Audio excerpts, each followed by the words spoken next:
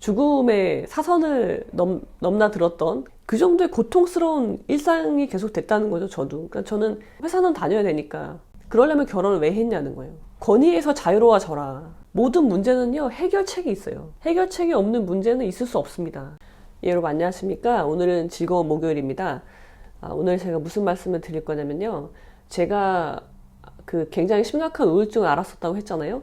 30대 중반 넘어서부터 우울증이 심하게 와서 10개월 동안 이제 엄청 죽음의 사선을 넘나들었던 그런 경험이 있었다고 말씀을 드렸는데요. 그때 제가 겪었던 일들 중에 하나를 말씀드릴게요. 일한데 제가 몇 번 말씀드렸었는데요. 제가 엄청난 우울증에 빠졌지만 뭐 회사는 다녀야 되니까 회사는 다녔어요. 그러니까 낮에는 그 몸을 이끌고 나가서 일을 하고 그리고 집에 퇴근하자마자 칼퇴하고 집에 와서는 계속 그런 고통을 받는 거예요. 제가 지난번에 말씀드렸던 도쿄 구울의 영상에 나오는 주인공 카네키가 기억 속에서 고문을 받으면서 자기 기억 속에서 자꾸 과거로 가서 자기가 진짜 어떤 사람인지 알게 되는 그런 과정을 겪었단 말이에요. 저는 그 도쿄 구울에서 카네키가 고문을 당하는데요. 그러니까 수지가 절단되는 고문을 계속 매일 받죠. 카네키는 그게 계속 재생이 된단 말이에요. 재생이 되면 가서 다시 또 절단하고 그런 고문을 계속 받는 거예요. 그 정도의 고통스러운 일상이 계속 됐다는 거죠, 저도. 그러니까 저는 그 도쿄 구울의 표현이 진짜 적나라하게 표현을 잘했다고 생각을 해요.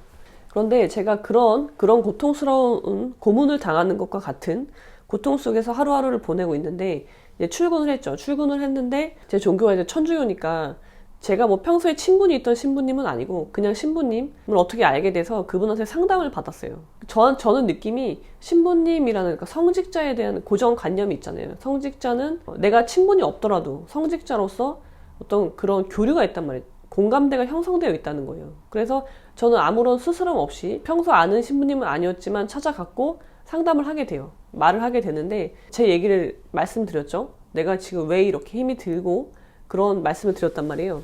근데 제가 왜 그런 우울증이 왔죠? 30대에는 제가 무너져 내리는 시기라고 말씀을 드렸잖아요. 점점점 이렇게 내려가는 시기였는데 그 원인이 여러 가지가 있지만 그 중에 하나는 여자 일생이라고 말씀드렸어요. 그러니까 결혼과 시작된 여자 일생이 가장 큰 비중을 차지했죠. 그래서 그런 말씀을 드렸단 말이에요. 그랬더니 그 신부님이 저한테 하신 말씀이 뭐였냐면 그러려면 결혼을 왜 했냐는 거예요. 그러려면 결혼하지 말았어야지 그렇게 얘기하시는 거였죠. 그때 제가 정상적인 위치에 있었다면 그런 말은 아무런 저한테 영향을 미치지 않겠죠.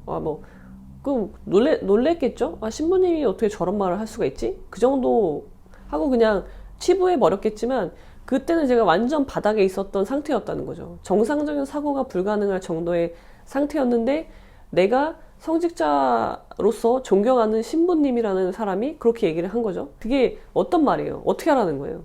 해결책이 없습니다. 그분이 저한테 해준 말은요, 해결책이 없어요. 그러려면 결혼을 왜 했냐? 과거에 내가 내린 선택에 대한 비난이 있을 뿐이고, 앞으로 해결책은 전혀 없고요. 나는 계속 이런 삶을 유지해야 되는 거. 이 고통에서 헤어날 수 있는 방법을 전혀 제시해주지 않았을 뿐더러 저를 비난하는 얘기잖아요. 그래서 그 말을 듣고 더 이상 할 말이 없었습니다. 말을 잃었어요. 그리고 그분은 가셨죠. 그렇게.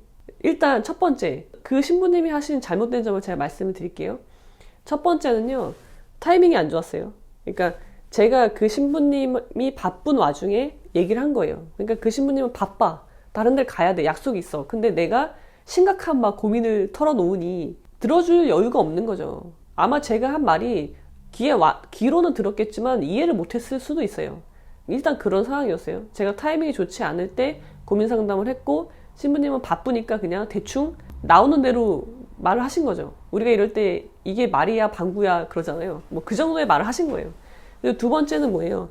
신부님이라고 해서 그러니까 성직자라고 해서 우리가 갖고 있는 성직자에 대한 고정관념이 있죠. 그리고 어떤 공감이 있을 것이라는 그런 선입견, 착각 속에 빠져 있다는 거예요. 근데 모든 신부님이 그래요? 모든 성직자가 그래요? 그렇지 않다는 겁니다. 그래서 제가 여러분들에게 드리고 싶은 말씀은 권위에서 자유로워져라. 그 말씀을 드리고 싶어요. 이게 여러분 가스라이팅 당하는 건데요.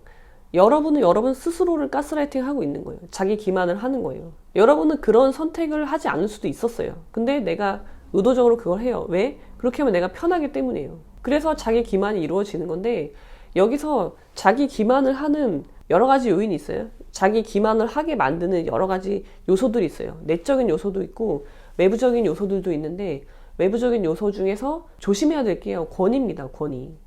여러 가지가 있어요. 권위, 통계, 주변 지인들, 가족들의 말, 그런 것들이 많이 있는데, 여기서 제가 오늘 말씀드리고 싶은 거는 권위입니다. 우리는 성직자라는 권위에 눌려 있다는 거죠. 성직자의 말이요, 권위를 가지려면요, 그 성직자 자체가 인성이 밑바탕에 되어 있는 사람이어야 되는 거예요. 근데 모든 성직자가 그래요? 그렇지 않다는 거죠. 그러니까 모든 성직자의 말에 권위를 부여할 필요가 없다는 겁니다. 그건 여러분이 판단할 문제라는 거예요. 저한테 그런 말씀했던 그 신부님의 말에는 권위가 없는 거죠. 왜? 그 신부님은, 그분은 삶에 대한 통찰이 없는 분이에요. 물론 성직자라는 직업을 갖고 있지만 그 직업에 맞는 정신은 없는 거죠. 그런 사람 여러분 되게 많습니다.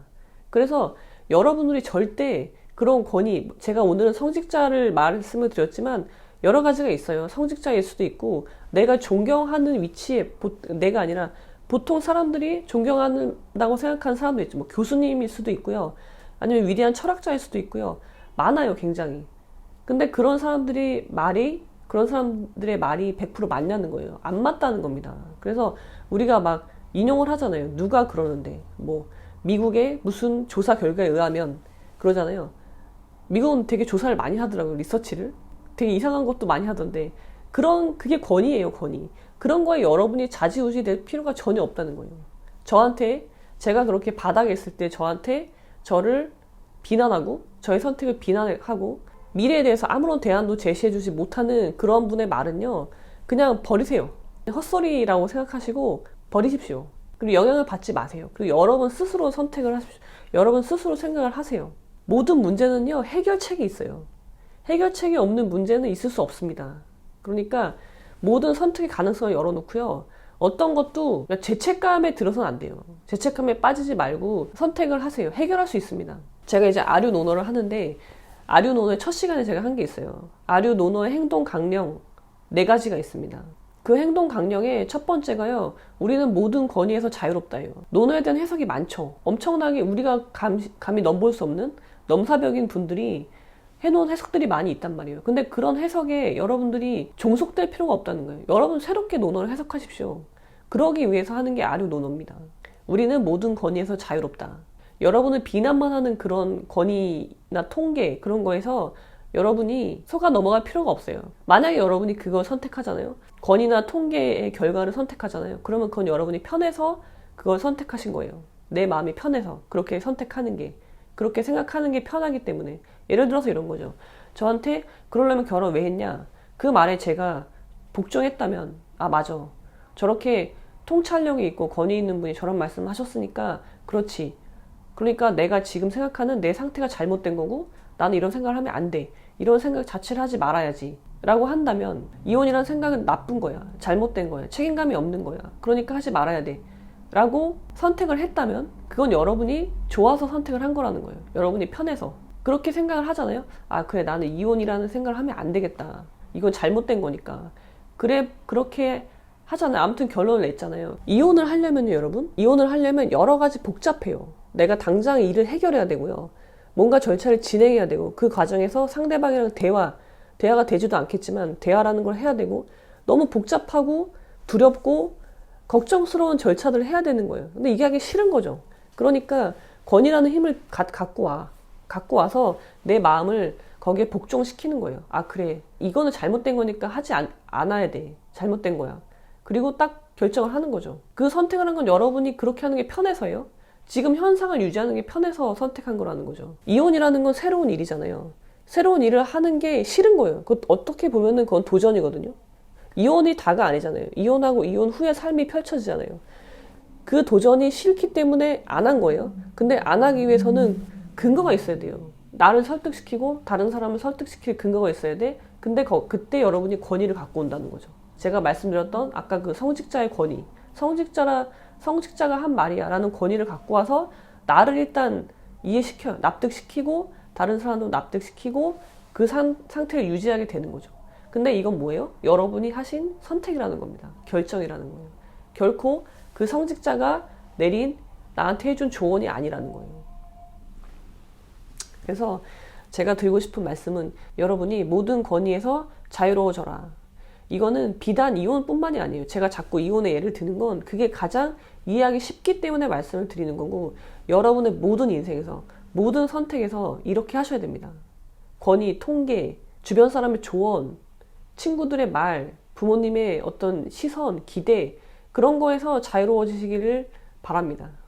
그래야지 비로소 진정 여러분 자신을 찾을 수가 있어요. 나라는 사람을 깊게 들여다볼 수 있는 기회가 오는 겁니다. 권위에서 자유로울 때만 가능한 일이에요. 자, 여러분.